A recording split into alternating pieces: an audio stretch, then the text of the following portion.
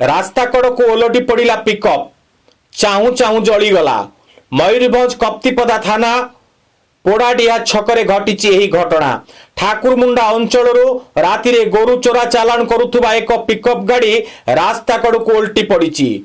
दुर्घटना बेले गाड़ी रे 8टी गोरु थिले। सेतुरु स्थानीय लोके 7टी की उद्धार करि पारिथिबा बेले गोटिए गाई जीवंत दग्ध हो जाइछि।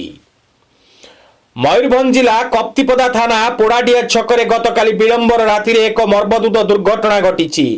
रास्ता कड़ को एक गोरु बोझे पिकअप भ्यान उल्टी पड़ू गोटे गोरु जीवंत दग्ध हो जाइछि। स्थानीय अंचल प्रबल उत्तेजना प्रकाश पाई।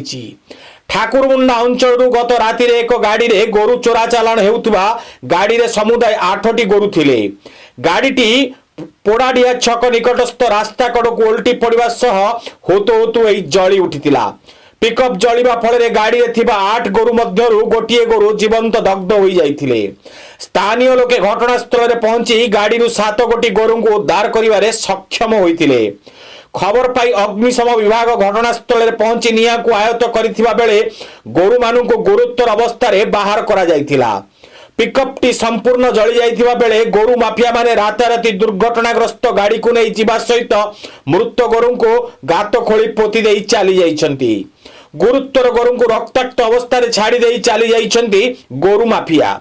पुलिस ए नहीं कठोर कार्यानुष्ठान ग्रहण करू नथिबा बेले स्थानीय अंचल रे तीव्र प्रतिक्रिया प्रकाश पाइछि।